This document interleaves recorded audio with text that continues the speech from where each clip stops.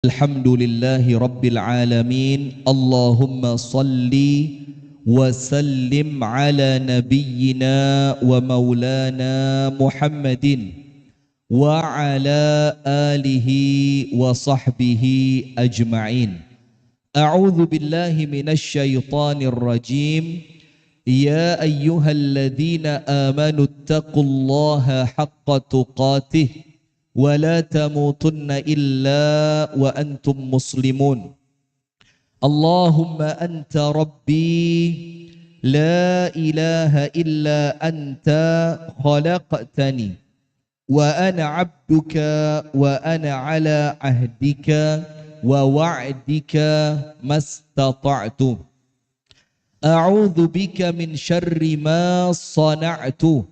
Abu'u laka bi ni'matika alayya wa abu'u bi dhanbi faghfirli fa innahu la yaghfiru dhunuba illa anta. Allahumma inna nas'aluka ilman nafi'a wa rizqan tayyiba wa amalan mutaqabbala. Amin ya rabbal alamin. Hadirin sekalian, ibu-ibu dan bapak-bapak, teman-teman yang dirahmati oleh Allah Subhanahu wa taala. Alhamdulillah, kita bersyukur kepada Allah atas setiap nikmat yang Allah karuniakan sehingga di pagi hari yang penuh dengan keberkahan ini di awal tahun Masehi 2026 kita dipertemukan Allah untuk mengawali tahun, mengawali hari dengan kebaikan, yaitu dengan talabul ilmi, menuntut ilmu.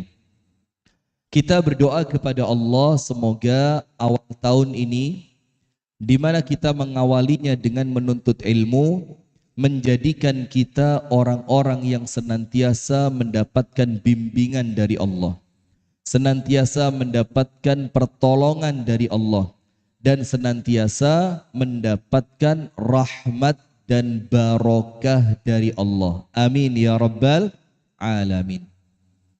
Salawat beriring salam semoga tercurahkan kepada uswah kita, suri tauladan kita dan kekasih kita bersama, Nabi besar, Nabi agung, An-Nabi Muhammad sallallahu alaihi wasallam, beserta seluruh keluarganya, beserta seluruh istrinya, beserta seluruh sahabatnya, dan seluruh di antara umat dan pengikutnya yang setia menjalankan sunnah, menjalankan tuntunan dan ajarannya ila yaumil qiyamah. Baik ibu-ibu sekalian, kita mau ngapain sekarang? Mau latihan peregangan otot? Ngaji, pijit-pijitan sudah? Zumba belum? Pilates ya? Alhamdulillah, di pagi hari ini kita mengambil satu materi sing wis ya wis. Maksudnya jangan jadi orang yang selalu terkungkung dengan masa lalu. Jangan jadi orang yang pendendam. Jadilah orang yang senantiasa easy going. Gak ngerti Anda, gak ngerti Anda, susah. Saya biasa bahasa Inggris memang. Jadi orang itu yang gampangan dalam artian yang positif.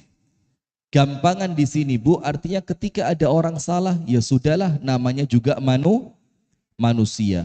Toh di antara kita ini siapa sih yang tidak pernah punya salah? Baik, saya awali kajian sing wis ya wis ini dengan sifat dasar manusia yang Allah Subhanahu wa taala menyebutkannya di dalam Al-Qur'an, wa khuliqal insanu dha'ifa. Dan manusia itu tercipta dalam keadaan dha'ifa. Dha'ifa itu apa? Lemah. Arti lemah di dalam ayat ini itu mengandung banyak makna Bu. Yang pertama, lemah secara fisik. Manusia ini tidak tidur 24 jam bingung. Manusia ini jalan kaki selama 1 hari penuh, bingung. Fisik apa? Lemah. Kemudian lemah yang kedua artinya lemah secara apa? Lemah secara kemauan dan keinginan. Manusia itu gampang putus asa. Manusia itu gampang sumpek. Kalau bahasa kerennya sekarang apa? BT.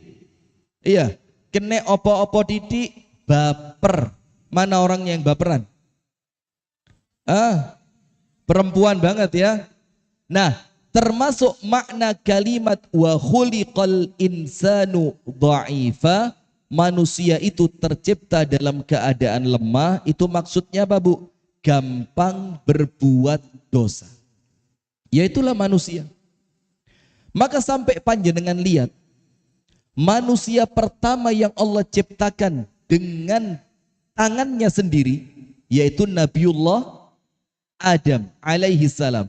Allah menciptakan Nabi Adam dalam keadaan untuk berdosa. Allah ciptakan Adam itu, Bu, untuk berdosa. Dalam tanda kutip loh ya.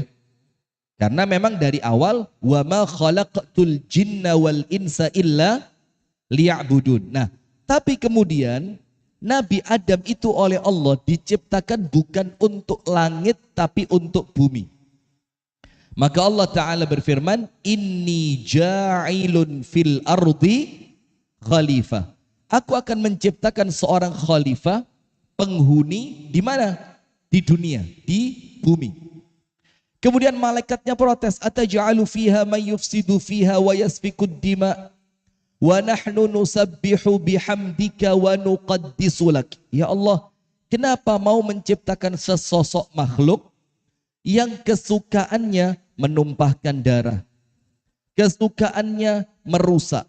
Artinya malaikat pun tahu bahwa manusia ini kelak akan datang di bumi dan pekerjaan mereka senengane ngerusak. Senengane ngerusak, ngerumpi. Anda itu lah kok ngerumpi? Saya ini mau ngaji serius, Anda rusak. Saya udah dari mobil tadi saya nyetel udah serius. Gak oleh guyon, itu udah saya setel sudah di sini. Anda ngerusak ya. Memang manusia itu oleh malaikat dikatakan apa? Senengane ngerusak. Ada yang suka ngerusak rumah tangganya orang? Yang mana orangnya? Astagfirullah, Bu, hati-hati loh, Bu.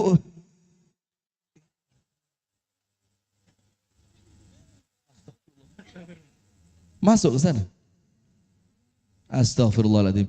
Ada suara. Cek.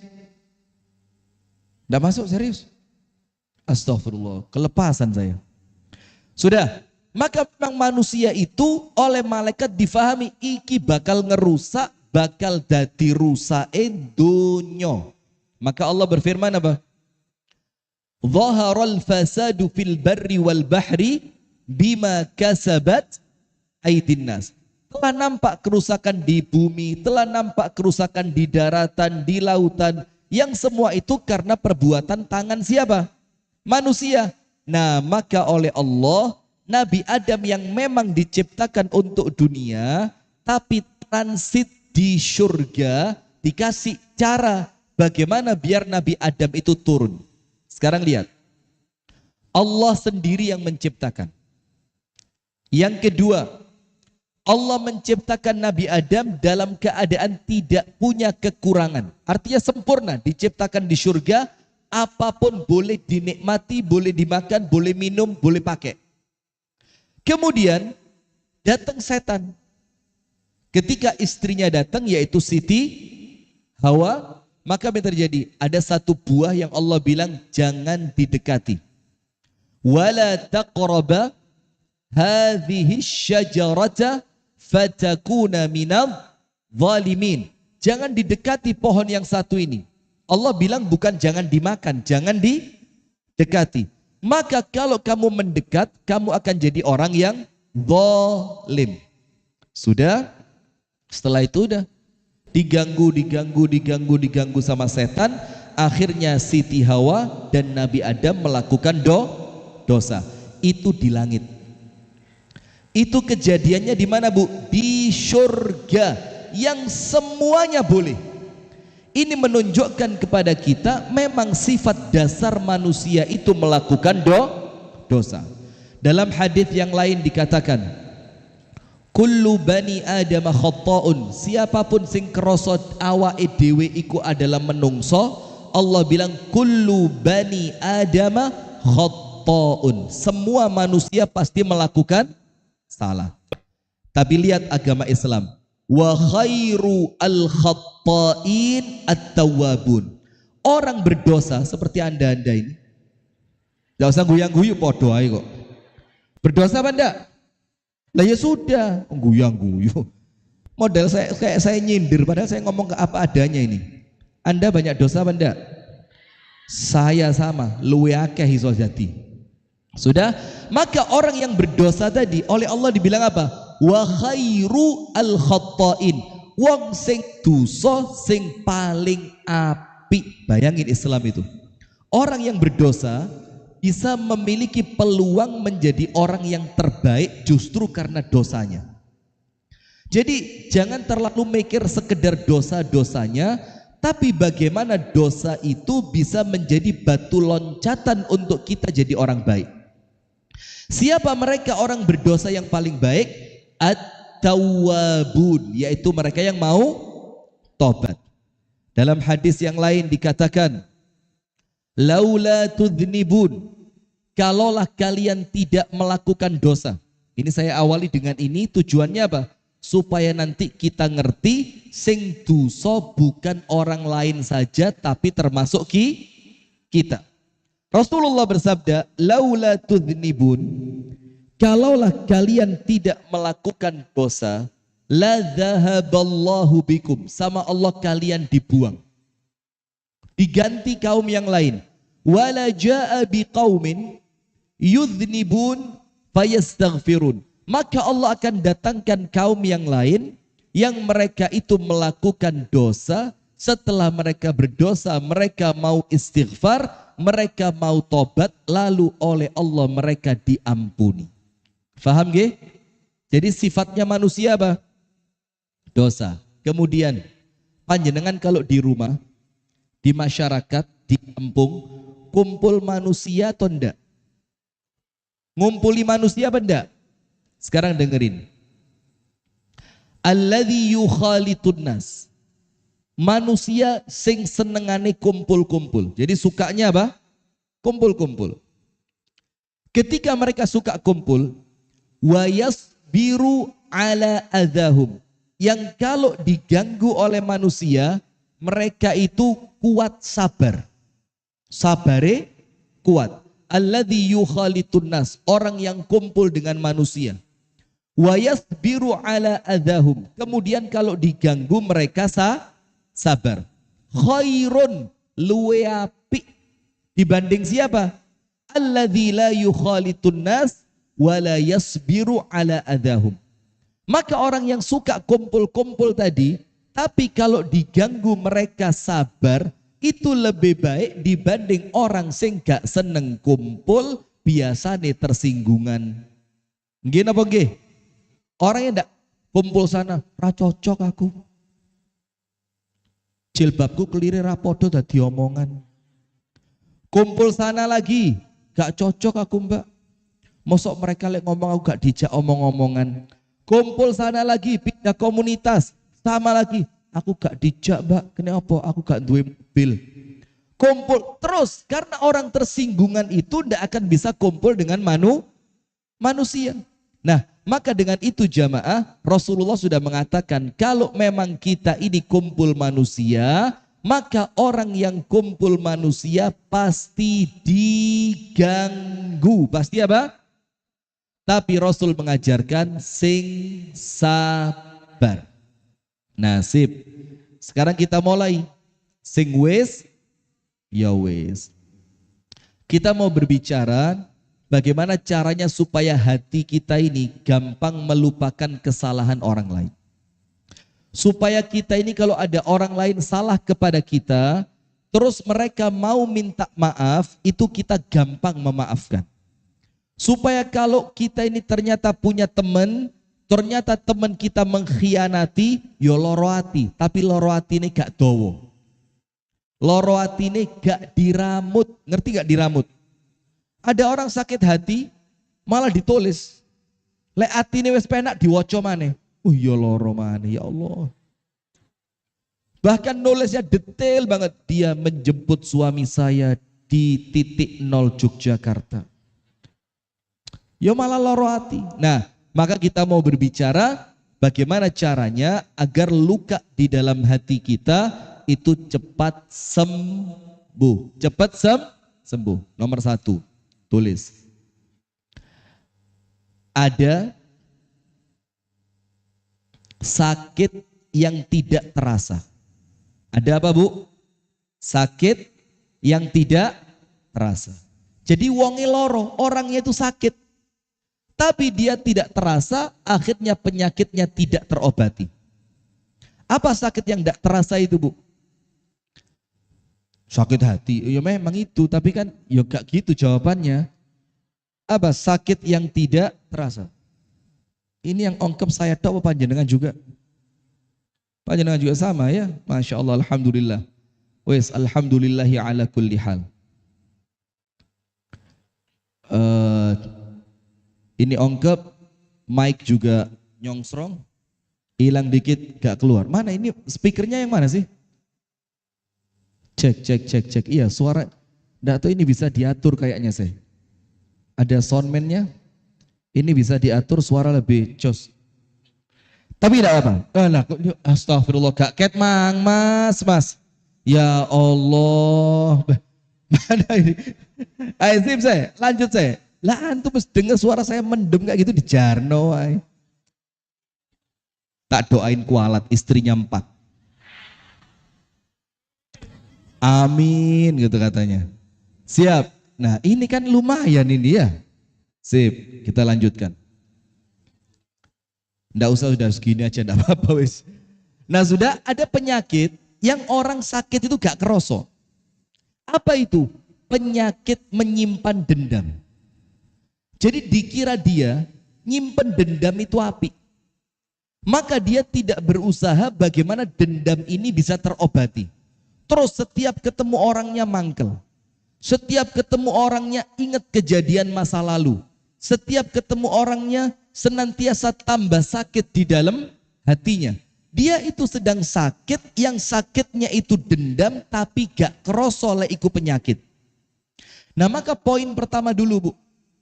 Menyimpan dendam itu kesalahan. Menyimpan dendam itu penyakit.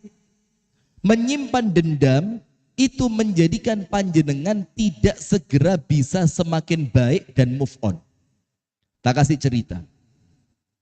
Menyimpan dendam itu ternyata apa? Tidak baik. Sekarang begini, Bu. Ada seorang anak dengan orang tuanya. Waktu anak itu kecil, orang tuanya tidak pernah open sama anak tadi. Tidak pernah open. Terus kemudian seiring berjalannya waktu, semakin dewasa, semakin besar, itu anak mendapati bapaknya yang tidak open tadi sakit stroke. Na'udzubillah min dzalik. Mudah-mudahan semuanya sehat walafiat. Amin. Tidak mati-mati sampai 1000 tahun. Tidak mati sampai 1000 tahun. Masya Allah, gak duwe konco sudah ya. Sudah? Maka si anak tadi, karena menyimpan dendam, bapak saya ini Ustadz sering meninggalkan saya. Ibu saya itu dinikahi, kemudian dia nikah lagi, ibu saya ditinggal. Ketika istri yang baru tidak ngopeni dia, balik sama ibu saya. Nanti dia pergi lagi, nikah lagi, sampai saya ini di masa kecil terlunta-lunta dan terlantar. Sudah, cerita dia sama saya, cerita panjang lebar, sampai kemudian dia cerita bapaknya sekarang kena stroke dan dia tidak mau ngerumat. Ibunya keadaan sudah meninggal, tinggal dia sama bapaknya. Terus saya bilang sama dia, apa baiknya buat kamu kalau kamu tidak ngerawat bapakmu? Dia bilang, yuk hati saya puas. Hati saya puas. Karena apa? Karena saya dalam tanda kutip iso ngapok nih bapakku. Coba bayangin. Ini kan orang yang sakit tapi dia ndak sadar. Saya bilang sama dia, coba kalau kamu ngerawat bapakmu, merawat itu pahala. Terus kamu memaafkannya, memaafkan itu juga pahala. Terus bapakmu sampai ridho kepadamu dan dia mengakui kesalahannya, dia bertobat kepada Allah, tambah lagi pahalamu. Terus bapakmu mendoakan kamu karena kamu baik di saat dia sedang susah, didoakan dengan keridhaan, didoakan dengan penuh keikhlasan, itu juga kebaikan untukmu. Jadi buat apa kamu nyimpen dendammu tadi? Nah, tapi sayangnya ini anak tidak gampang percaya. Karena atine wis kadung atos, hatinya sudah terlanjur sakit. Nah, maka dengan itu dari cerita tadi contoh buat kita. Ada orang yang sakit dengan menyimpan dendam tapi dia tidak paham. Dia tidak ngerti bahwa dendam itu semakin menjadikan dia terpuruk dan menjadikan dia tidak gampang move on. Ngerti move on? Apa? Pindah. Astagfirullah. Move on kok pindah? Bangkit untuk melupakan masa lalu. Nah, maka ingat dulu, ternyata dendam itu penyakit yang banyak orang tidak sadar. Penyakit yang banyak orang apa? Tidak sadar. Karena dengan dendamnya tadi, dia melewatkan semua kebaikan-kebaikan. Sekarang poin kedua. Panjenengan tahu ceritanya misanannya Abu Bakar As-Siddiq, namanya Mistah. Namanya siapa? Mistah. Tahu ceritanya? Siapa Mistah ini siapa? Siapa? Misanannya Abu Bakar. Nanti Anda buka dalam surah An-Nur ayat yang ke-22. Surah An-Nur ayat 22. Ceritanya begini. Ada kisah dalam kehidupan Nabi Muhammad, ibu-ibu. Nabi Muhammad itu istrinya difitnah berzina. Yang bernama Ibunda Aisyah. Dengan seorang laki-laki baik yang namanya siapa? Safwan bin Mu'attal. Laki-laki baik. Ceritanya ketika Nabi Muhammad bersama Ibunda Aisyah pulang dari safar. Ternyata Ibunda Aisyah itu ketinggalan di belakang. Dan Safwan bin Mu'attal juga ketinggalan di belakang. Maka ketika Safwan berjalan, lah kok ketemu Ibunda Aisyah. Langsung Safwan bin Mu'attal itu mengucapkan apa? Inna lillahi wa inna ilaihi rajiun. Dia ngerti, waduh ini bakal jadi fitnah ini bakal jadi masalah. Sudah, akhirnya sama Safwan, Ibunda Aisyah dinaikkan ke atas ontanya dan dia yang nuntun untanya sampai kota Madinah. Sesampainya di kota Madinah, langsung orang-orang munafik, orang-orang yang di dalam hatinya ada penyakit, itu mereka apa? Langsung menyebarkan fitnah. Ibunda Aisyah dibilang berzina dengan Safwan bin Mu'attal. Na'udzubillah min dzalik. Dan Ibunda Aisyah perempuan suci. Dan setelah kejadian itu, Bu, lama sekali Nabi Muhammad itu tidak mendapatkan penjelasan dari Allah. Sampai berbulan-bulan. Tidak dapat penjelasan. Nah, sampai dalam waktu 40 hari, baru kemudian Allah menurunkan ayat Al-Quran bahwasannya Ibunda Aisyah tidak bersalah. Ibunda Aisyah tidak melakukan apa yang dituduhkan. Sudah, setelah semuanya selesai, ketahuan siapa dalang dari fitnah ini. Ternyata dalangnya adalah seorang laki-laki bernama Mistah. Mistah ini sepupunya Abu Bakar. Dia miskin, tidak punya apa-apa.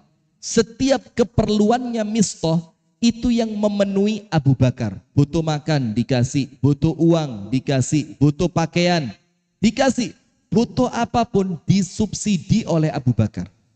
Dan ternyata apa yang terjadi? Kalau bahasa kita Bu, air susu, pinter. Kita kembali ke zaman SMP ya. Apalagi yang lain? Berakit-rakit, berenang-renang, bersakit. Sudah, lanjut. Anda digituin lah kok lanjut. Sudah. Maka ternyata ketahuan dalangnya mistoh tadi. Maka mistoh ini dianggap air susu dibalas air tubat. Marah ndak hatinya Abu Bakar ketika anaknya dituduh berzina. Sementara yang menuduh laki-laki yang tiap hari dikasih uang, dikasih makan, dikasih pakaian, dikasih bantuan. Dendam Abu Bakar, marah Abu Bakar. Apa yang terjadi? Abu Bakar dendam saat itu iya. Tapi Abu Bakar tidak melanjutkan dendamnya sampai berlarut-larut. Kenapa? Allah turunkan ayat Al-Quran surah An-Nur ayat 22. Surat apa? An-Nur ayat berapa? 22. Gini, Abu Bakar ngomong, aku bersumpah demi Allah, mulai hari ini aku tidak akan lagi membantu yang namanya mistoh. Ben, luwe cek luwe, gak duwe mangan yo ben, gak duwe duwe yo ben, karena mistoh telah keterlaluan menyakiti dan memfitnah putrinya Abu Bakar yang itu adalah istrinya Nabi. Maka Abu Bakar sakit hati. Pantas enggak Bu? Pantas apa enggak? Kalau ngomong manusiawi, ya pantas banget. Wong tiap hari dibantu lah kok anaknya malah difitnah. Sudah Abu Bakar bersumpah. Demi Allah, mulai hari ini mistoh tidak akan saya bantu.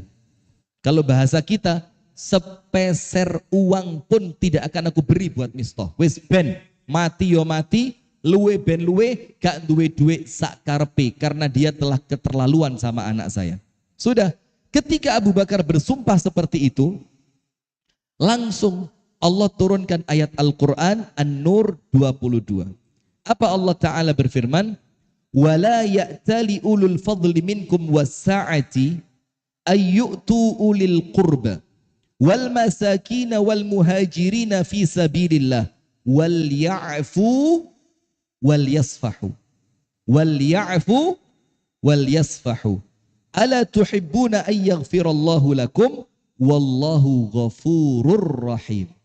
Maka Allah mengingatkan, tidak pantas orang-orang yang baik seperti Abu Bakar. Tidak pantas orang-orang yang memiliki keluasan rezeki seperti siapa? Abu Bakar. Untuk kemudian mereka itu bersumpah untuk tidak memberi bantuan kepada kerabat dekat mereka.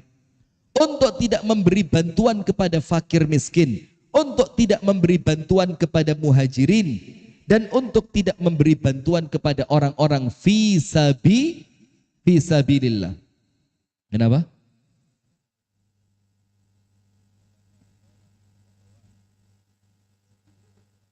Oh, ada yang anaknya nangis. Iqbal. Masya Allah, bawa anak ditinggali. Ya ini yang garai dendam yang ini gitu. Wes to bal. Tapi Iqbal tambah gemuk loh sekarang, Masya Allah. Bal mau kemana? Oh di belakang, saya kira di depan. Ya aman, bawa maju Bal. Iya anak kecil mungkin gerah ya. Nah sudah kita lanjutkan. Maka Allah mengatakan, falyafu walyafu, hendaknya dia memaafkan, walyasfahu, hendaknya dia melupakan kejadian itu. Ala tuhibbuna ayyaghfirallahu lakum, bukankah kalian ingin diampuni oleh Allah? Langsung ketika ayat ini turun Bu, Abu Bakar ngerti, oh ini ayat untuk saya. Karena Allah tahu, setelah saya tahu bahwasannya Mistoh yang memfitnah putri saya, maka saya bersumpah tidak akan lagi membantu Mistoh. Maka oleh Allah saya diingatkan, hendaknya orang-orang yang punya keutamaan, orang-orang yang punya keluasan rezeki, Jangan sampai bersumpah untuk tidak membantu keluarganya. Hendaknya mereka memaafkan dan hendaknya mereka melupakan. Maka kata Abu Bakar, ya Allah, aku mau engkau maafkan ya Allah. Langsung apa yang terjadi, Bu? Abu Bakar pulang ke rumahnya, dia ngambil uang, dia ngambil makanan, dia ambil barang-barang yang dibutuhkan oleh Mistah, dia datang ke rumahnya Mistah. Lihat, langsung diketuk pintu rumahnya Mistah itu. Ketika Mistah mendengar yang di depan adalah suaranya Abu Bakar, apa kata Mistah? Abu Bakar, kalau kamu datang untuk marah, wis mulio, wis waleh, warek, diamuk orang sepanjang hari. Kalau kamu datang mau ngamuk lagi, wis mulio ya Abu Bakar. Aku wis gak kuat, hatiku wis kesel, wis loro diamuk wong sak Madinah. Apa kata Abu Bakar? Kebalik Mistah. Saya datang ke rumah kamu mau minta maaf. Bayangin, yang salah siapa? Yang salah siapa? Tapi Abu Bakar yang datang untuk apa? Minta maaf. Apa kata Abu Bakar? Aku mau minta maaf karena aku tadi bersumpah dengan nama Allah tidak akan lagi membantu kamu. Ternyata oleh Allah perbuatanku itu diluruskan dan aku disuruh memaafkan dan disuruh melakukan melupakan perbuatanmu. Maka Mistah, maafkan saya, ini uangnya, ini makanannya, mulai hari ini semua kebutuhanmu aku yang nanggung. Subhanallah. Bisa begitu? Hah? Bisa begitu? Masya Allah. Ya mesti Ustadz itu Abu Bakar. Lah kita Abu Gosok. Ya apa ini? Lah maka bismillah, adanya kisah itu di dalam Al-Quran bukan hanya untuk omon-omon. Omon-omon, siapa yang ngomong omon-omon ini? Bukan hanya untuk omon-omon. Ini ketoro ini barisan sakit hati.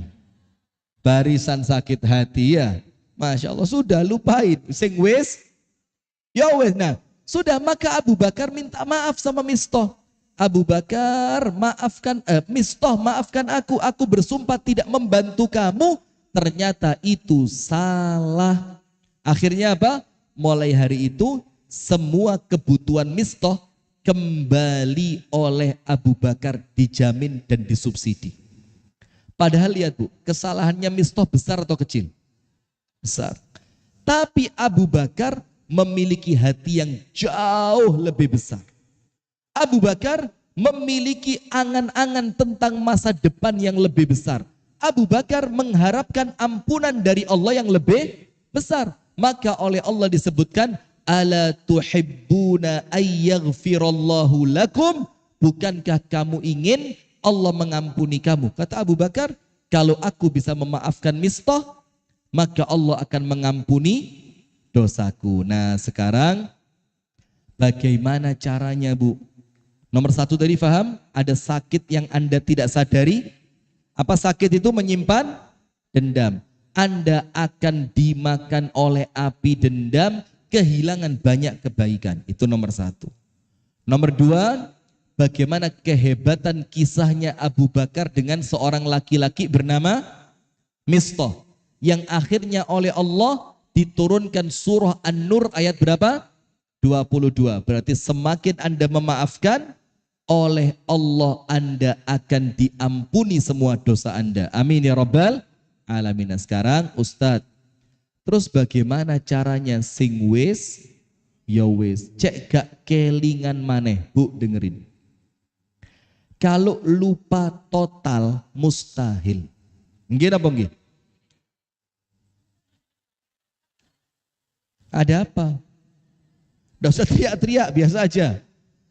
Kalau lupa total plus lali gak eling blas, kita ini bukan orang yang pernah jatuh tempurung otak pecah. Kemudian ketika sadar, aku sopo. Tahu laki-laki ini Bu, laki-laki ini kalau dibentak perempuan, goblok dada. Ngebleng langsung.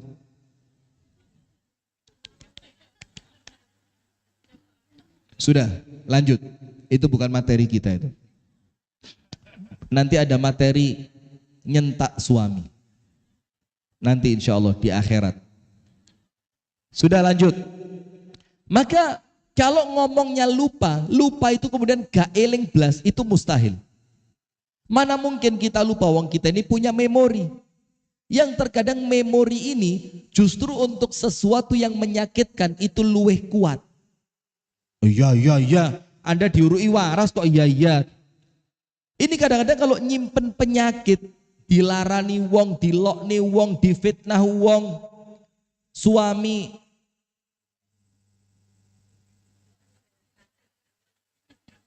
disaut wong. Anda tahu lagu Pelasteri? Pelasteri tahu, Pelasteri. Pelasteri dibuntel godong. Astagfirullah. Bahaya ini, lagu bahaya ini. Sudah. Maka bagaimana caranya? Kalau lupa, tidak mungkin.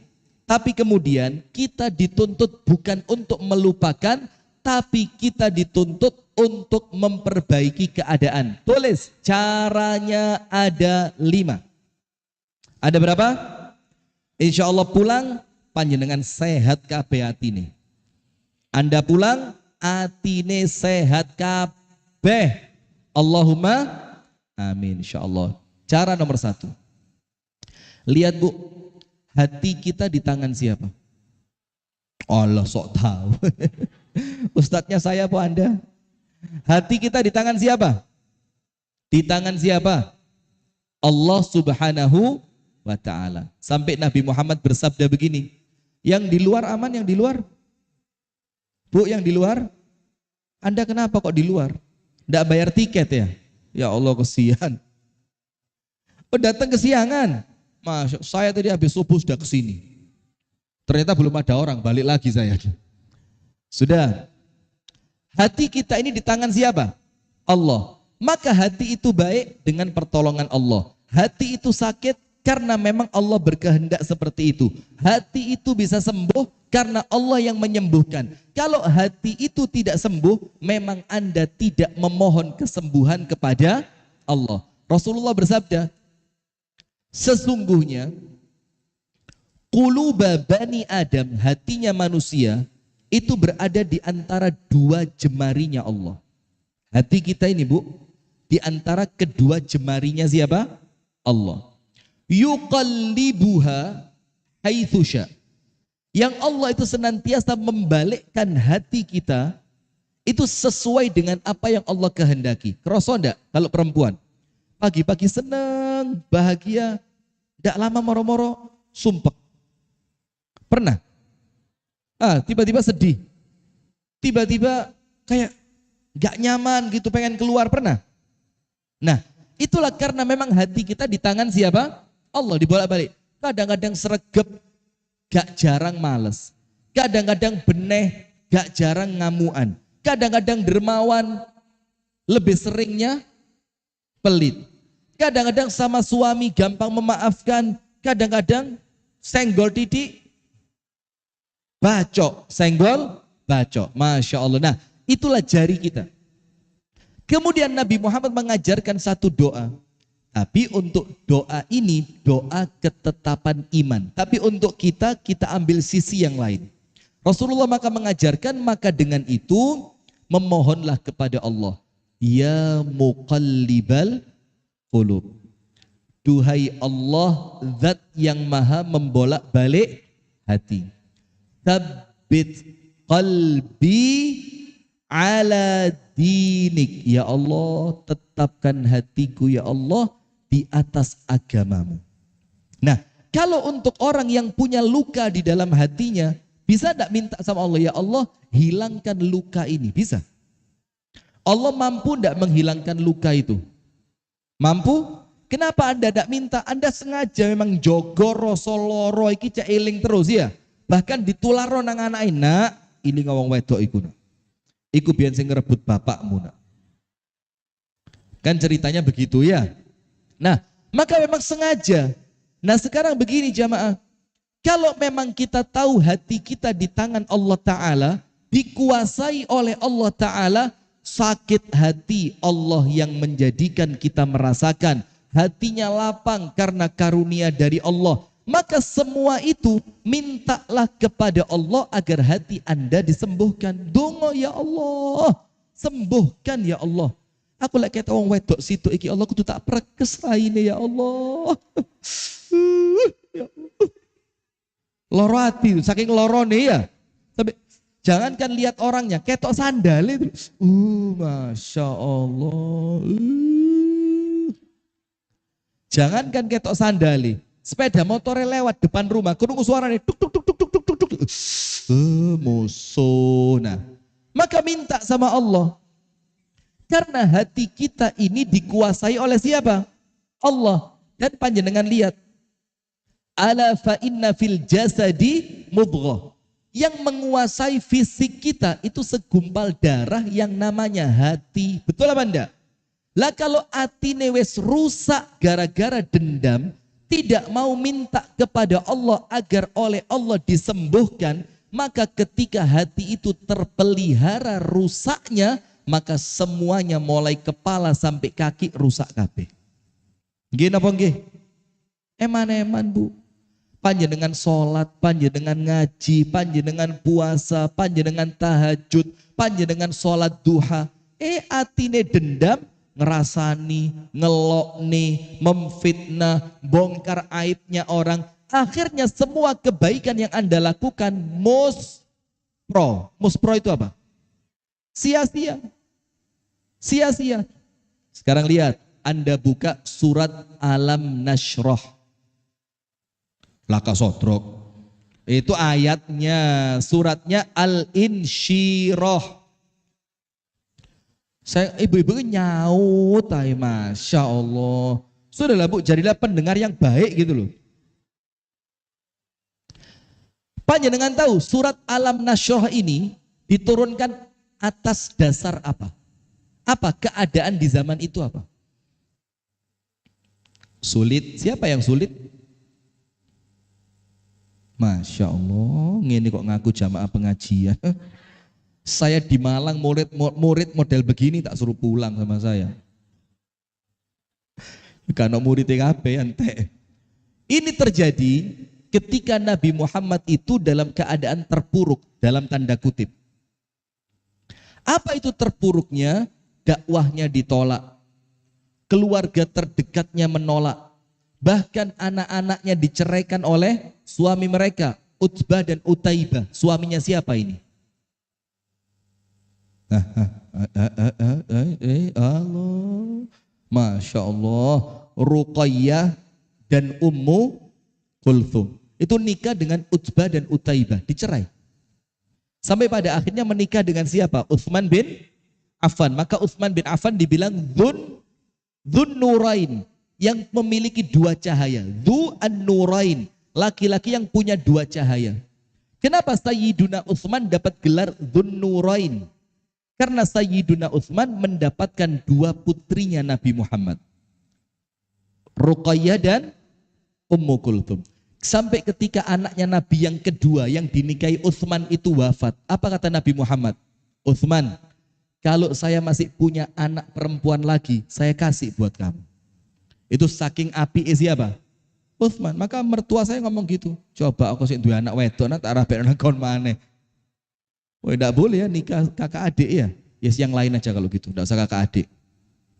Sudah, maka jamaah sekalian, ketika ayat ini turun, Alam Nashrah ini turun, ini bagaimana caranya Allah menjadikan hatinya Nabi Muhammad sembuh. Bukan berarti sebelumnya sakit, tapi supaya apa? Tetap bisa aktif, move on, dakwahnya baik. Aktif, move on, dakwahnya baik. Yang pertama apa kata Rasul? Kata Allah Ta'ala, Alam nasyrah laka sadrak. Bukankah telah aku lapangkan untukmu dadamu? Dada artinya apa? Hati. Maka orang itu kalau lapang, yang lapang bukan uangnya. Uakeh wong sogeh sumpekan. Sogeh, didik, Mbak ayo metu Mbak, kak enak di om padahal omai lantai 17. Mbak ayo mela aku metu Mbak, iki kok anu di oma gak nyaman, padahal rumahnya mewah. Ada apa ndak yang begitu? Ini barisan sakit hati kayaknya. Anda kalau enggak kaya enggak usah begitu banget, biasa aja lah ya. Nah sudah, banyak orang kaya yang kemudian tidak merasakan ketenangan di dalam hatinya. Sampai nun sewu nggih, banyak orang kaya yang pada akhirnya minum obat penenang. Ada apa enggak? Enggak usah banyak, ada gitu aja loh. Kalau banyak, kayak iri banget sama orang kaya Anda ini. Iya, ada. Kenapa? Padahal wes soge. Karena hakikat ketenangan itu bukan pada harta, tapi di dalam hati. Alam nashrah laka sodrok. Dan ingat, yang melapangkan di dalam ayat ini, hatinya Nabi Muhammad dilapangkan. Yang melapangkan siapa? Allah. Nah maka sekarang ingat, Allah yang menjadikan hati Nabi Muhammad dengan cacian, makian, siksaan, keadaan keluarga yang tidak mendukung, itu keadaan yang serba sulit dan sempit, Allah bisa menyembuhkan. Allah itu pula yang akan menyembuhkan luka kita kalau kita mau berdoa. Nah maka ingat, poin pertama bagaimana caranya? Sing wis ya wis, dongo, minta kepada Allah. Tapi sayangnya untuk perkara ini kita tidak serius. Padahal ini doanya Nabi yang paling sering dibaca oleh Nabi Muhammad di dalam rumahnya. Ditanya sama Ummu Salamah, ditanya sama Ibunda Aisyah, doa Nabi apa yang paling sering dibaca kalau Nabi di rumahnya? Jawabannya apa? Ya muqallibal qulub, tsabbit qalbi ala dinik. Nah kalau kita, ya Allah jadikan hatiku melupakan kesalahan orang lain. Ya Allah kuatkan hatiku untuk memaafkan. Ya Allah jadikan aku senantiasa taat kepadamu, mengikuti perintahmu untuk memaafkan dan melupakan kesalahan orang lain. Maka nomor satu, urusan hati. Yakin hati berada pada kuasa Allah. Allah bisa menjadikannya sesuai apa yang Allah inginkan. Maka dengan itu berdoalah, jaluk, minta, tahajud, buka puasa, doa. Ya Allah, hilangkanlah wajah perempuan itu dari mataku ya Allah. Terus ditambahi, termasuk mata suamiku ya Allah. Nah sudah, poin kedua. Perhatikan Bu. Orang yang memaafkan disebutkan di dalam hadis tidak hina tapi mulia. Tidak apa? Tidak hina, justru mulia. Rasulullah Shallallahu Alaihi Wasallam mengingatkan, wa ma zadallahu abdan bi'afwin illa izza. Tidaklah seorang hamba itu memberi maaf kecuali Allah akan menambahkan kemuliaannya. Sekarang lihat, tidak ada orang memaafkan jadi hina, tidak ada. Dan ingat, inna idhamal jaza ma'a idhamil bala, hadis Nabi sahih. Besarnya pahala tergantung beratnya tantangan. Semakin besar kesalahannya orang itu yang mana? Ada yang datang sama musuhnya ke sini? Enggak ada, sama bestinya semua ya. Jane musuhe jaan kok. Cek podo ngerti nih. Semakin berat kesalahan orang yang dilakukan kepada Anda, maka ketika Anda mampu memaafkan, semakin besar pahala yang Anda dapatkan. Begitu. Maka Rasul mengatakan besarnya pahala tergantung beratnya tantangan. Maka kalau memaafkan itu ringan, ya ndak ada spesialnya memaafkan itu. Kalau memaafkan itu ringan, ya tidak perlu pahala yang besar untuk memaafkan. Justru karena memaafkan itu berat, maka Allah menggantikan ganjarannya dengan pahala yang besar. Sekarang begini, tidaklah seorang hamba memaafkan kecuali Allah menjadikannya semakin mulia. Panjenengan tulis, ada 4 cara membalas kesalahan orang lain. Ada berapa? 4.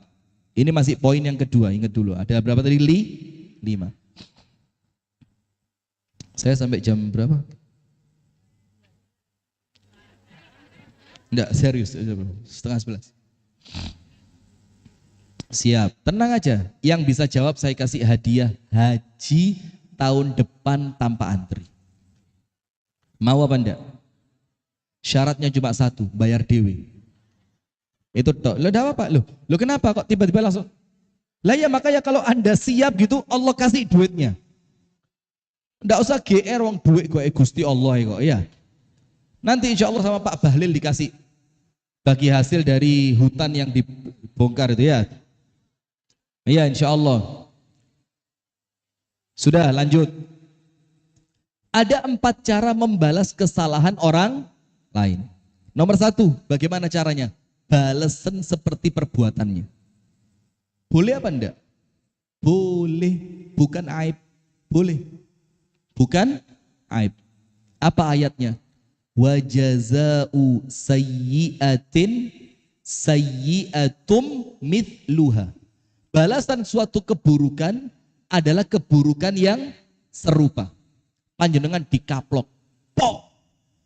Balasan, pok. Suami Anda diambil, balasan, ambil suaminya.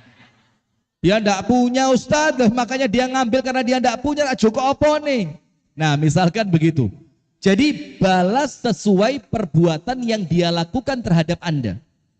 Maka Rasulullah mengatakan, al-mutasabani, 2 orang yang saling ilo-iloan, lemu, kuru, ireng, pucat, pesek, petru, terus.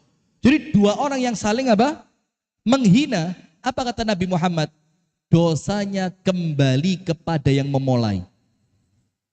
Selama yang membalas tidak berlebihan. Jadi kalau balasannya sekadar dosanya, kezolimannya, panjenengan gak dosa, maka balasan.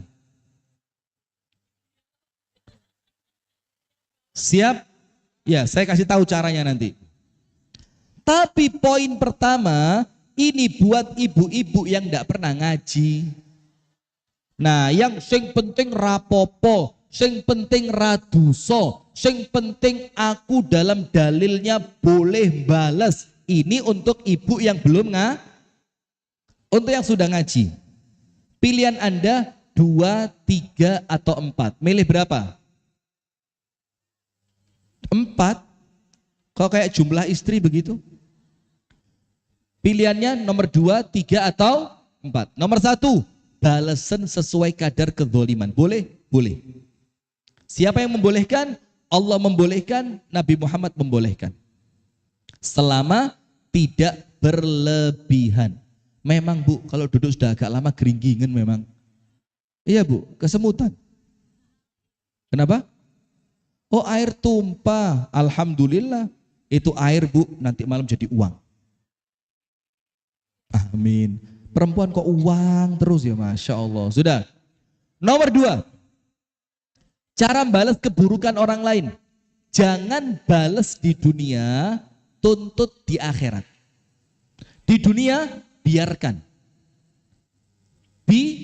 Biarkan. Wis sak legomu ndek donya rapopo. PPN bojoku rapopo. Ndak, contohnya jangan itulah ya. Wis sampai ngelokni aku, memfitnah aku, bongkar aibku sakarepmu, gak tak bales di dunya, tak tuntut di apa dalilnya? Panjenengan semuanya tahu hadis orang yang bangkrut. Tahu kan orang bangkrut? Orang bangkrut itu sholate akeh, posone akeh, ngajine akeh, tahajute akeh, sedekah akeh, tapi ketika sampai di hari kiamat yang nuntut juga akeh. Gusti Allah lapor, siap ketua. Kondisi lagi gacor ketua, Masya Allah, Masya Allah. Ini lagu kenapa jadi bagus banget sekarang ya? Astagfirullahaladzim. Tor monitor. Itu loh ya.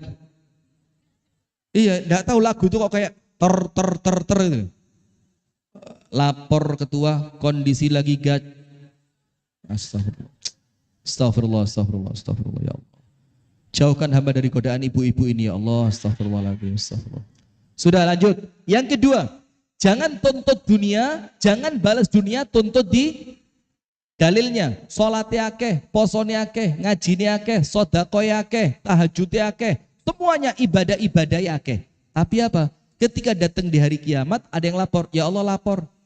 Ibu yang satu ini ya Allah yang siap masuk surga, dulu dia pernah nge-share foto saya ketika saya sedang jelek-jeleknya ya Allah. Waktu itu saya belum pakai make up ya Allah. Bolong kabeh ketok ya Allah. Saya tidak terima ya Allah. Oke kata Allah. Ya wis, pahala haji nih PN. Masya Allah. Maka diambil pahalanya oleh orang-orang yang dahulu ketika di dunia pernah dizalimi. Sampai pada titik terakhir pahalanya sudah habis. Terus yang dia beri apa? Dosanya orang yang dizalimi ditanggung sama orang yang menzalimi. Nomor berapa? 2. Biarkan dunia tuntut iki roto api. Ada pilihan ketiga. Jangan balas dunia, jangan tuntut di akhirat. Nah, terus gimana? Ya ini tak jelaskan. Astagfirullah lah kok modelnya saya kayak ustadz gak bertanggung jawab ngono. Iya. Oh Jogja begitu. Oh satset siap ketua. Anda buka. Dalam surah Asy-Syura ayat yang ke-40. Asy-Syura ayat 40. Ndak nuntut di akhirat, itu pun juga ndak bales di dunia. Jadi di dunia sakarepmu mbak, aku gak akan bales. Di akhirat ya Allah kulo ikhlas mboten mendet pahalane, mboten nopo-nopo. Terus dapat apa?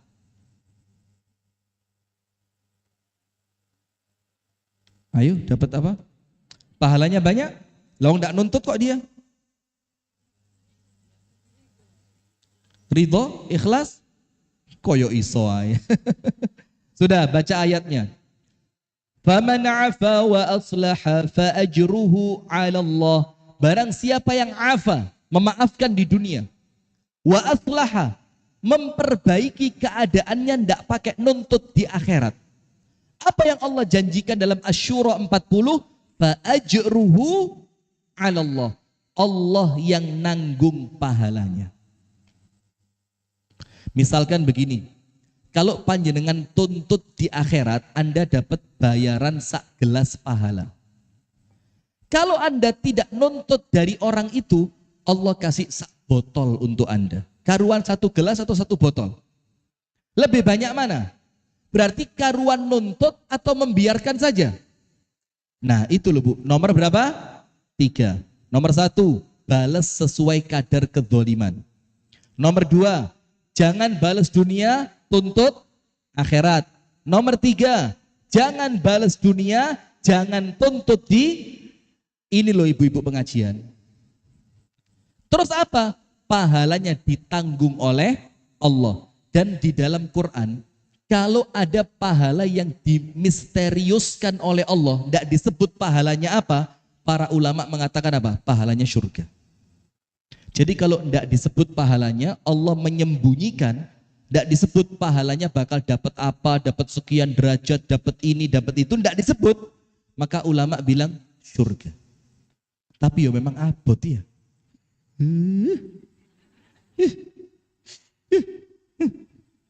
Rasanya kudu merekes. Tapi ganjarannya surga. Nomor 4. Tidak membalas keburukannya di dunia. Tidak menuntutnya di akhirat. Dan tidak pula sekedar mengharap pahala dari Allah, tapi membalas keburukannya dengan kebaikan. Bisa apa enggak? Bisa apa enggak? Bisa apa enggak? Ah, angel tapi insya Allah bisa ya. Insya Allah bisa. Anda buka. Kenapa Bu? Angel tuturani. Angel temen tuturamu. Angel temen. Anda buka dalam surah Fussilat. Dalam surah apa? Fussilat. Ayat yang ke-34. Tulis. Fussilat ayat 34. Allah berfirman, wala yastawi al-hasanatu wala sayyi'ah. Tidak pernah sama antara yang baik dan yang buruk. Tidak akan pernah sama. Balas dengan keburukan dan membalas dengan kebaikan tidak mungkin sama. Tidak mungkin sama. Kemudian Rasul mengatakan, Allah berfirman, idfa' billati hiya ahsan.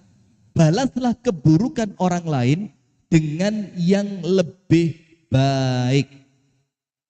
Kalau ceritanya Kiai Haji Abdullah Gimnastiar, ingat Agim yang sempat diboikot ibu-ibu dulu? Masih ingat itu ya?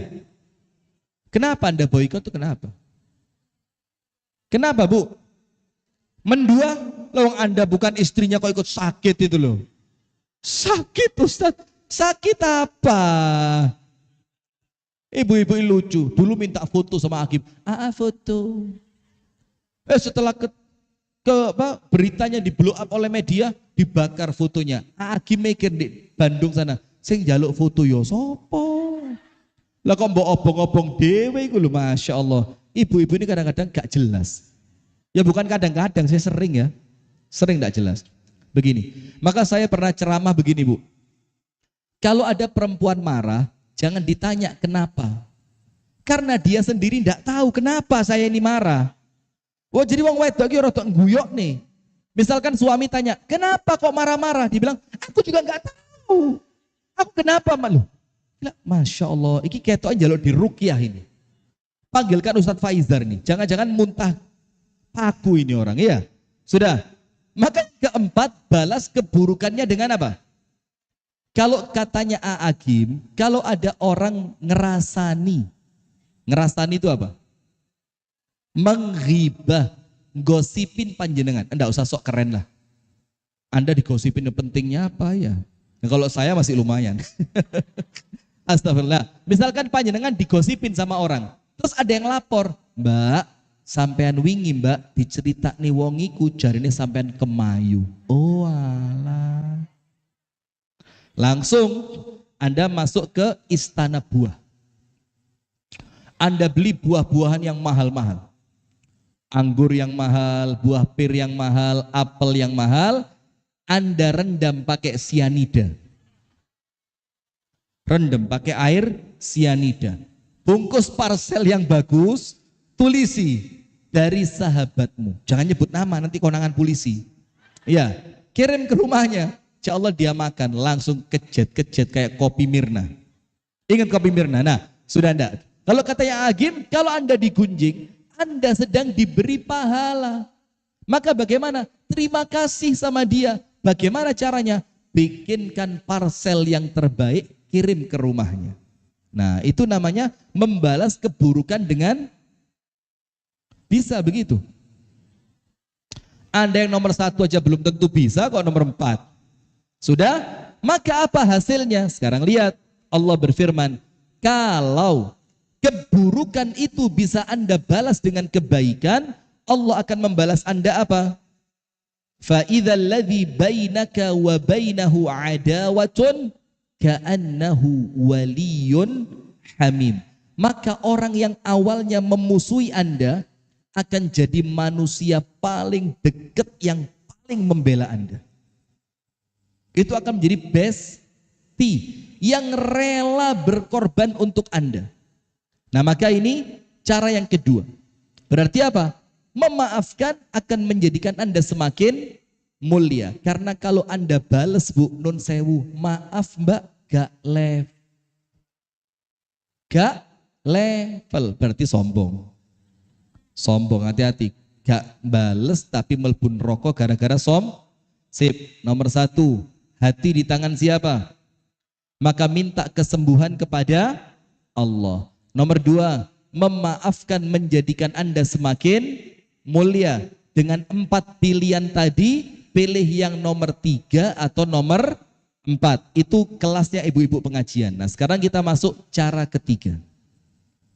Begini Bu, ada satu dalam pepatah Arab yang mengatakan begini, kalau kamu mencari teman yang tidak punya aib, golek konco sing gak duwe aib, gak tahu ngelarani, gak tahu ngapusi, gak tahu mengkhianati, gak tahu ngelirik bojone panjenengan. Misalkan, maka dikatakan dalam pepatah tadi, kamu akan hidup selamanya tanpa teman. Kamu akan hidup apa? Selamanya tanpa teman. Nah, maka poin ketiga, sing wis, ya wis, bagaimana? Mengerti keadaan manusia yang memang mereka tempatnya salah dan dosa. Seperti yang pertama tadi, semua manusia pasti melakukan salah. Nah, sekarang pada poin yang ketiga, walian. Walian itu apa? Lah, bahasa Inggrisnya. Oh, bahasa Inggrisnya walian apa? Divorce? Efesh. Tadi malam di Masjid Gede Kauman ada yang pinter bahasa Inggris. Apapun bahasa Inggrisnya, make wes gitu. Apa Bu? Turn off, putar balik. Game over, turn back. Ya wes, rewind. Apa lagi? Yes, pokok ikulah, monitor ketua ya, Masya Allah. Sudah. Sekarang Anda balik, kalau bahasa Arabnya ra'san alal aqib. Apa? Pinter, Masya Allah. Sudah, dibalik bagaimana Bu? Begini, kalau saya yang salah, kepingin tidak dimaafkan? Ayo coba mikir. Maka bermuamalahlah kepada orang lain sebagaimana Anda ingin diperlakukan. Betul apa enggak? Kalau bahasa gampangnya, lek gak gelem dijiwit, wow, kompak. Kayaknya korban semua sih ini ya. Nah maka kalau memang enggak mau dicubit, jangan. Maksudnya begini, kalau panjenengan ketika salah kepingin dimaafkan, maka apa?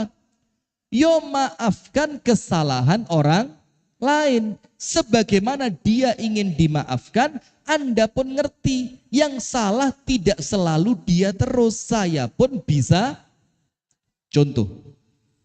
Pernah dengar Ibunda Aisyah meneriaki Nabi Muhammad karena kesalahannya? Masya Allah. Nggak tahu saya Jogja ini ngajinya apa nih.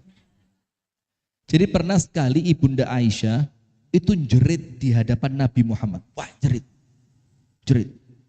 Ini hadisnya sahih. Pas Abu Bakar lewat di depan rumahnya Nabi bersama Ibunda Aisyah. Yang Aisyah itu adalah putrinya Abu Bakar. Maka Abu Bakar gak terima. Wih, anak saya kurang ajar. Masa Nabi diteriakin?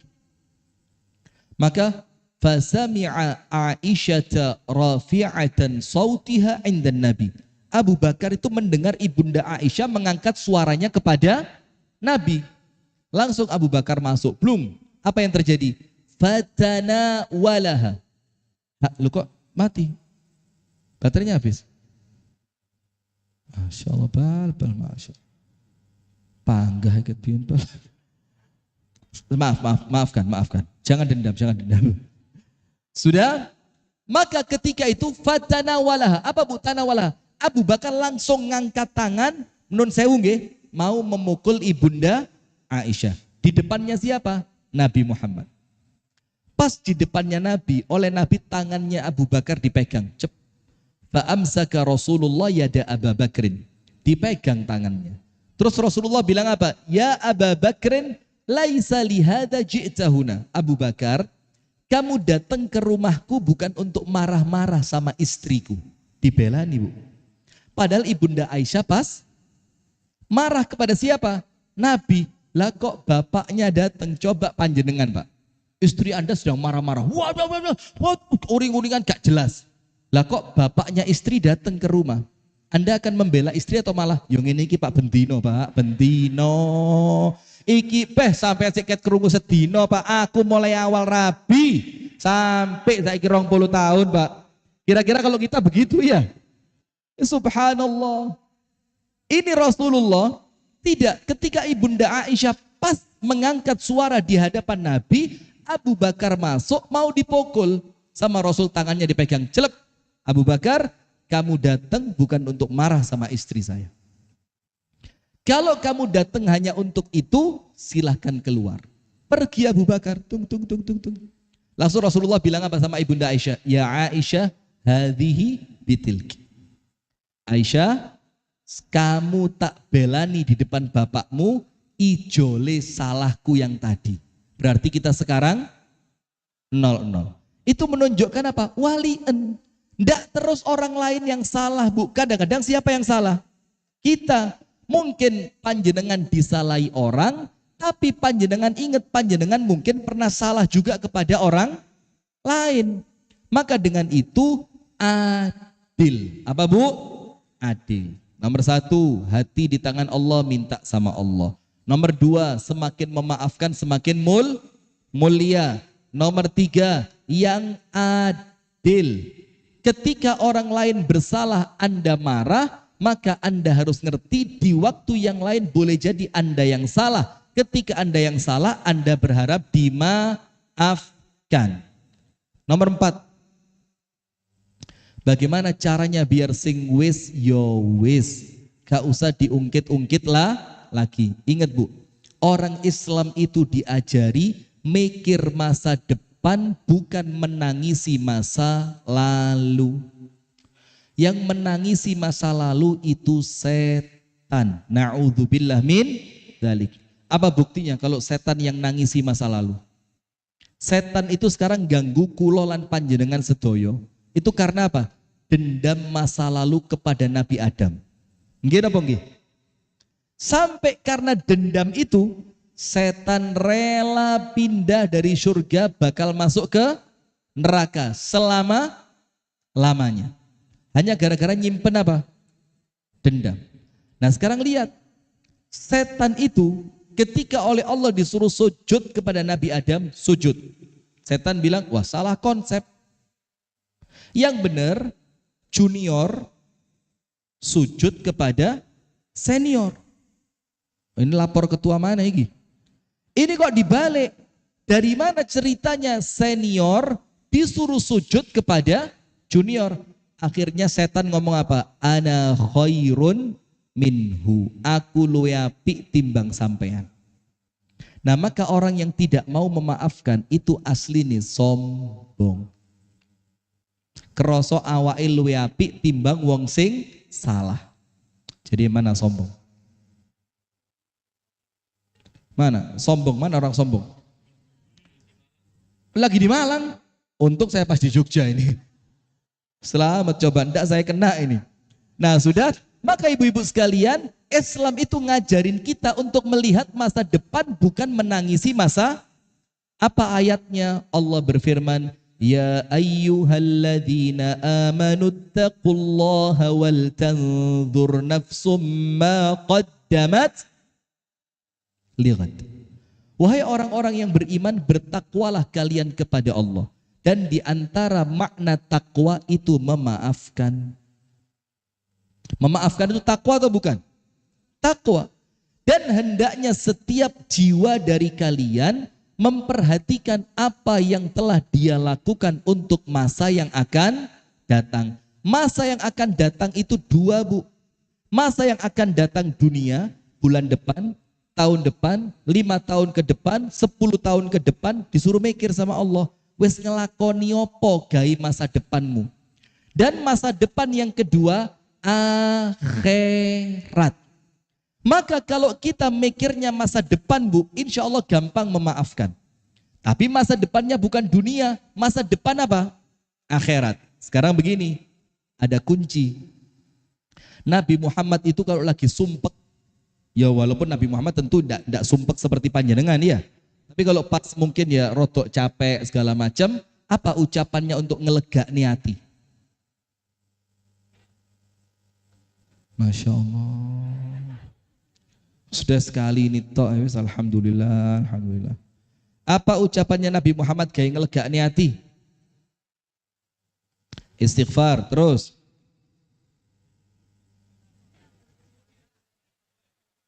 Sing wis ya wis.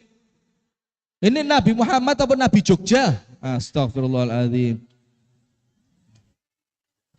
Begini Bu.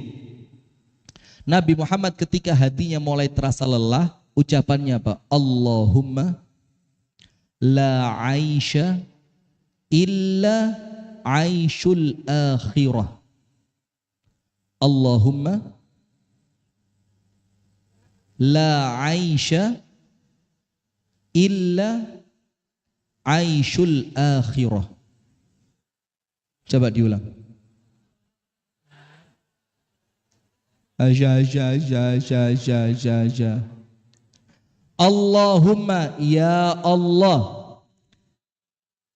Sudah. Waktunya habis ini. Allahumma ya Allah. La aisha. Saya mau nerjemahin, jangan diikutin. Bah ya Allah gemes banget saya di sini. Allahumma ya Allah. La aisha. Tidak ada kehidupan yang aku cari. Illa kecuali aishul akhirah. Kehidupan akhirat. Maka cara nomor 4. Kalau panjenengan ingin memaafkan orang lain sing wis, ya wis, mikiro akhirat. Mikir apa? Akhirat. Jadi pas dilarani wong, belum mulai gaya to. Enggak lipstik sampai batuk bareng ini. Misalkan ya, ada nggak perempuan yang kemayu itu ada enggak? Ada apa banyak? Kabeh, Masya Allah. Ya pantas ya. Sampai subhanallah. Anda tahu enggak? Tidak usah timbang dosa. Astagfirullah. Saya mau cerita tapi tidak jadi. Karena saya khawatir live-nya banyak nih. Coba live-nya cuma dari 1 ini saya masih bisa kondisikan. Sedih. Tit gitu. Tapi wakeh. Rapopo bagaimana? Panjenengan rapopo, saya popo. Kenapa? Nggak usah pakai mic dulu. Saya kemarin ketipu begitu, kadung nggak. Masya Allah, sudah. Kakek keperucute Ustadz Saiki, sudah. Begini Bu, selanjut aja. Maka begini Bu, ketika panjenengan disakiti orang lain, kroso abot banget, langsung pikirin Bu, ya Allah, memang inilah dunia. Dunia tempat orang disakiti, dunia tempat orang sakit hati, dunia tempat orang yang oleh Allah diuji, dunia ini tempat untuk susah payah. Laqad khalaqnal insana fi kabad. Fi kabad. Kabad itu apa?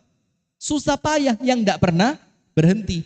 Ada seorang perempuan diganggu sama suaminya sampai ini perempuan tidak kuat. Ini diceritakan dalam kitab Safwatut Tafasir Syekh Ali As-Sobuni rahimahullah. Ada seorang perempuan Bu dilarani sama suaminya. Di sini ada? Masya Allah. Nasib Bu rabi sepisan dilarani mana ya Allah. Sudah disakiti sama suaminya sampai perempuan itu gak kuat lagi. Wes gak kuat. Akhirnya apa? Ketika suaminya pergi bekerja, dia kemas pakaiannya. Dia kabur. Minggat. Sri minggat. Ndang balio. Masya Allah. Ki wong tuwek kabeh ini ya. Anda kok lagu-lagu zaman dulu malah ngerti semua Anda sudah. Minggat dia. Ketika minggat, dia berjalan kaki dengan harapan akan pindah ke rumah orang tuanya. Dia mikir, aku iki sak sorono-sorone uripku sik duwe wong tua sing bakal nyayangi aku. Dan hati-hati loh ya orang tua ya. Banyak kejadian cerai itu cepet dan gampang gara-gara orang tuanya membelani. Ojo wedi nduk. Lek awakmu pegatan bapakmu sik kuat nduk. Hati-hati jangan begitu, itu ngerusak. Ada yang begitu kan? Bapakmu rali londok, awakmu dikuyok-kuyok koyo ngono. Mulia nduk. Tak rapi bapak. Loh, Masya Allah. Malah ngawur ini ya. tak rabe nih mbek koncone bapak misalkan. Naudzubillah. Sudah. Maka subhanallah itu perempuan kabur. Jalan dia. Mendekati rumah orang tuanya pas azan maghrib. Pas azan maghrib. Apa yang terjadi? Berhenti dia sholat. Itu loh orang zaman dulu. Sak minggat-minggate seiling. Saiki gak minggate lali sholat. Sudah. Masuk ke masjid sholat. Pas di masjid tadi. Dia mendengarkan imamnya baca apa? Laqad khalaqanal insana fi ahs.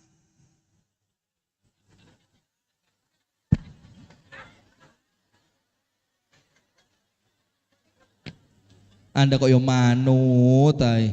Laqad khalaqanal insana fi kabad. Allah telah menciptakan manusia dalam keadaan susah. Mikir ini perempuan. Oh, memang hakikatnya dunia, hakikatnya manusia tercipta dalam keadaan susah payah. Maka dia mikir, saya di rumah suami susah payah. Kalaupun saya akan pindah ke rumah orang tua, rumus itu tidak akan berubah. Tetap saya akan mendapatkan kesusahan dalam bentuk mungkin yang berbeda. Apa yang terjadi, Bu? Gak sido minggat. Dia balik ke rumah suaminya, dia minta maaf ke suaminya, dan pada akhirnya itu menjadi kebaikan mereka berdua. Nah lihat, maka ngerti yo hakikat dunia. Maka kalau pas dilarani wong, ilingo, Allahumma la aisha illa aishul akhirah. Ya Allah, tidak ada kehidupan yang hamba cari kecuali kehidupan akhirat. Cek lego hati ini. Itulah dunia. Terakhir yang kelima. Bagaimana caranya sing wis? Ya wis, agar kita ini atine enteng. Gak gampang nyimpen dan dendam. Agar kita ini senantiasa jauh dari kotornya hati. Yang kelima, Bu, ini paket. Apa? Paket. Nomor 1. Cari teman yang baik yang bisa mengingatkan Anda. Nomor 2, cari majelis ilmu yang menenangkan hati Anda. Yang ketiga, betul-betul. Yang ketiga, ibadah sing kuat. Nomor 1 apa? Cari teman yang baik. Yang teman itu akan menasehati Anda. Saya punya cerita ini kisah nyata. Tapi mudah-mudahan tidak kejadian di Jogja. Ada 2 orang perempuan bestian. Yang satu tidak bersuami, tidak punya suami. Yang satu suaminya kerja ikut kapal di tengah laut. Sama-sama kosong sekarang.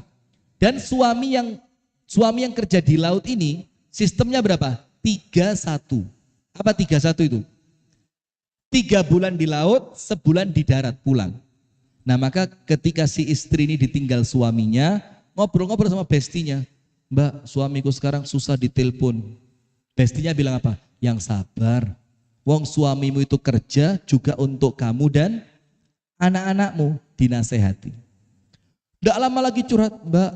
Biasanya kalau susah ditelepon, nanti tidak lama lagi dia balas telepon, Mbak. Sekarang sudah enggak. Sampai 3 hari saya enggak ditelepon, Mbak. Kadang-kadang saya WA enggak dibuka. Yang sabar.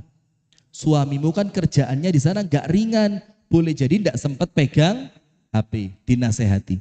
Curhat lagi, dinasehati terus. Sampai satu titik di mana ketika si istri ini curhat sama temennya bilang apa? Mbak, kok kuat sih? Mumpung masih muda loh, Mbak. Kalau ada apa-apa, dapat suami yang baru gampang. Ayo Mbak, dipikir mateng-mateng. Eman loh Mbak, umur gak bisa balik Mbak. Mumpung masih muda. Terus akhirnya muncul, padahal awalnya baik-baik saja. Kemudian ketika terus-terusan curhat, si teman mulai menangkap peluang. Oh, ya wis, mikir Mbak, mumpung masih muda. Toh laki-laki lain yang mau sama kamu juga banyak. Sampai singkat cerita, qadarullah cerai. Itu perempuan dengan suaminya yang bekerja di laut. percis, ndak nambah, ndak kurang. 3 bulan pas setelah cerai, suaminya tadi diambil sama temen curhatnya. Ayo, ayo mau apa ndak kayak gitu? Ini kejadian. Ayo, ya apa ayo? Ini kalau dibikin sinetron bagus ini. Ada produser ndak di sini? Ini kejadian kisah nyata, real story. Basic real story. Ngerti bahasa Inggris enggak? Nah sudah, maka jamaah sekalian, yang kelima, ingat ini paket. Golek wong sing apik. Cari teman yang baik, yang bisa menasehati Anda. Karena apa? Temen itu nular. Api nular, ele yo nular. Maka cari teman yang baik, yang bisa menulari Anda dengan kebaikannya. Nomor 2, duduk di majelis ilmu. Karena kalau di majelis ilmu begini, hatinya ditoto. Yang ketiga, wasta'inu bis sabri wassalah. Kuatkan ibadah, ditolong Anda sama Allah. Nah, maka dengan 5 perkara ini, sing wis, ya wis. Nah, wis mari. Wis mari. Sudah ya saya? Baik, itu yang dapat saya sampaikan. Ibu-ibu sekalian, mohon maaf sekali ya, saya memang lagi kurang fit ini. Saya sudah flu 3 harian. Jadi mungkin tidak bisa joget bareng ya. Masya Allah. Mudah-mudahan, astagfirullah, siapa yang ngajak joget bareng? Gak boleh. Mudah-mudahan yang kita sampaikan bisa menjadi ilmu yang manfaat buat kita bersama. Dan semoga Allah Ta'ala menjadikan kita senantiasa di bawah perlindungannya, jauh dari keburukan dan fitnah. Hadanallahu wa iyyakum ajma'in. Saya kembalikan kepada MC kita di siang hari ini. Tafadhol. Jazakumullah khairan katsiran kepada Ustaz Rifki Jafar Tholib atas ilmunya, Masya Allah luar biasa. Sampun sumuk Ibu. Nggih, saya juga sampun turun 3 kilo tadi.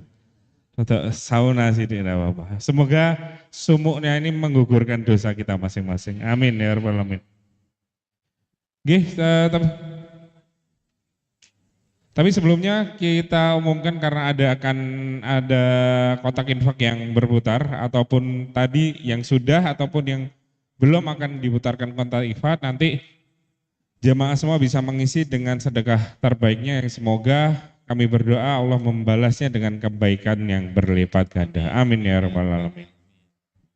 Nah, ini ada tanya jawab, tapi karena waktunya terbatas cuma 1 nggih ibu-ibu. Sebentar. Yang tanya saya. Yang tanya saya tanya ke Ustadz tadi kan nggak jadi cerita. Lah itu ceritanya apa Ustadz? Pertanyaan itu ya. Oke, ada 1 pertanyaan, monggo kami persilahkan. Cek. Oke, tengah. Cek. Ibu dengan siapa dan dari mana? Assalamualaikum, saya dari MT Margiati. Margiati, nggih. Pertanyaan pun Bu. Saya mau tanya sama Ustadz. Nggih, nggak mungkin Ustadz, sama saya juga.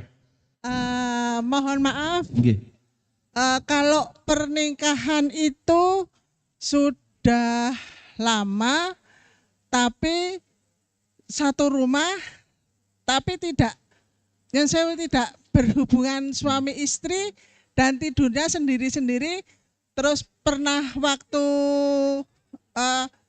ribut gitu dia bilang tak cerai kamu. Itu bukan cuma satu kali aja Ustadz.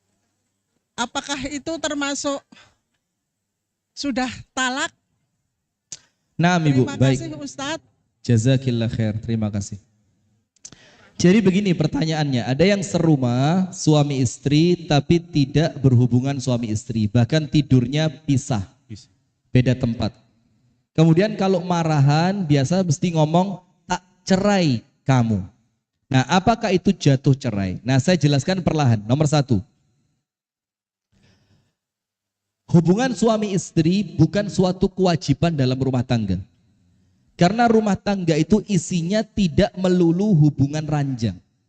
Ketika suami dan istri dengan tidak berhubungan badan, mereka tidak merasa ada yang kurang, misalkan memang secara usia ada kendala, secara kesehatan ada kendala, dan mereka berdua saling ridho, maka tidak apa-apa. Maka tidak apa-apa.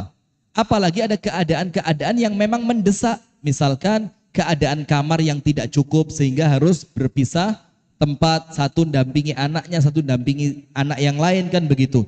Maka selama suami istri, kalau kemudian ketika marah mengucapkan tak cerai kamu. Nah, kalimat tak cerai kamu ini kalimat cerai yang sorih. Sorih itu jelas.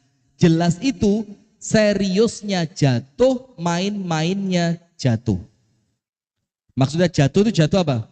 Jatuh cerai. Jatuh hukum cerai. Tapi ingat, semua hukum syariat tidak berlaku untuk orang yang tidak mengerti. Maka tidak boleh bu, gampang-gampang rumah tangga itu. Oh udah jatuh cerai itu. Udah jatuh talak itu. Maka Anda sudah cerai talak 3. Tidak boleh, tidak. Harus didudukkan dengan benar. Ngomong begitu ngerti apa enggak? Kalau dia tidak ngerti, dianggapnya ucapan gertakan itu tidak jatuh cerai, maka dia terkena udzur karena tidak mengerti. Maka dalam Islam ada yang namanya al-udhru bil jahl. Seseorang dimaafkan dari kesalahannya karena tidak mengerti. Nah maka ucapan-ucapan seperti itu dicek ke orangnya dulu. Kalau orangnya tidak ngerti, tidak jatuh hukum, dijelaskan dulu, baru berikutnya jatuh hukum. Nah tapi untuk perceraian semacam ini yang menentukan jatuh atau tidak bukan ustadz. Tapi siapa? PA. Pengadilan Agama. Banyak yang menurut fatwanya para ustadz jatuh cerai. Tapi ketika dia masuk ke pengadilan, pengadilan mengatakan ini baru cerai talak 1. Tok. Padahal dia itu di dalam rumah tangganya sudah terulang kalimat kamu saya cerai. Kamu saya cerai. Tapi ketika masuk pengadilan agama, kamu jatuhnya talak 1. Maka yang masuk ikut pengadilan talak 1. Nah, tapi yang seperti panjenengan tadi, kalau ngomong hukum dibagi 2, Bu. Kalau ngerti jatuh. Jatuh hukum cerai. Tapi kalau tidak ngerti uzur, maka hukum cerainya tidak jatuh. Wallahu taala a'lam bissawab. Jazakallah khair Ustaz Rifki Jafar Tholib atas jawabannya, dan kita sudah memasuki penghujung acara Mas Sona. Tapi ada baiknya buat yang belum bertanya, berhubung ini sudah wis, berarti ya wis. Wah, benar. Tapi tenang Mas Ari, tenang Bapak Ibu. Pripun. Bisa jadi silakan disimpan pertanyaannya karena insya Allah nanti akan ada Sing Wis Ya Wis chapter atau episode 2 Mas. Wah, acaranya kapan? Insya Allah di bulan April, tanggalnya berapa? Masih kita simpan dulu. Oke, ya? Jadi bisa di follow ya? Bisa di follow Silaturahmi Indonesia di Instagram. Oke, jadi Sing Wis Ya Wis. Lah kan loro. Oh iya 2, episode 2. Oke. Nah, untuk menambah keberkahan acara kita pada pagi hari ini, ada baiknya kita tutup dengan membaca doa yang akan dipimpin oleh guru kita Ustadz Rifki Jafar Tholib. Tafadhol Ustadz. Baik ibu-ibu sekalian, jazakumullah khair atas kehadirannya, dan mudah-mudahan apa yang kami sampaikan bisa menjadi ilmu yang manfaat. Amin. Dan yang paling penting Bu, ilmu itu sekarang tidak hanya dimengerti, tapi dicicil, mulai diamalkan. Jadi mulai dilatih, doanya dilatih, ibadahnya dilatih, ikhlas, ridho, sabarnya mulai dilatih. Biar apa? Ilmunya menjadi ilmu yang manfaat. Baik, kita tutup dengan berdoa bersama. Semoga Allah Ta'ala menjadikan kehadiran kita, Allah catatkan pahala. Allah jadikan perpisahan kita dari majelis ini perpisahan yang menghapuskan dosa. Dan semoga panjenengan semua selamat sampai tujuan dan rumahnya masing-masing. A'udzu billahi minasyaitonir rajim. Bismillahirrahmanirrahim. Alhamdulillahi rabbil alamin. Allahumma salli ala nabiyyina Muhammadin wa ala alihi wa sahbihi ajma'in. Allahumma ighfir lil muslimina wal muslimat wal mu'minina wal mu'minat al ahya'i minhum wal amwat. Innaka sami'un qaribun mujibud da'awat ya Allah ya qadhiyal hajat.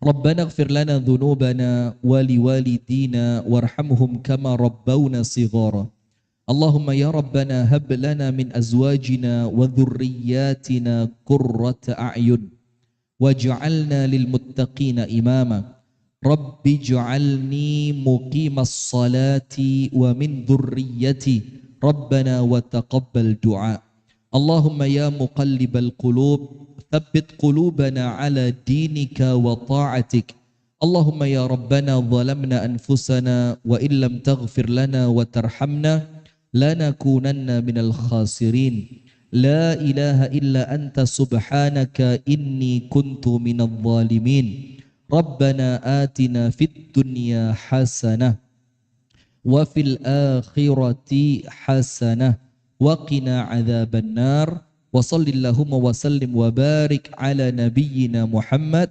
والحمد لله رب العالمين Amin, amin ya rabbal alamin.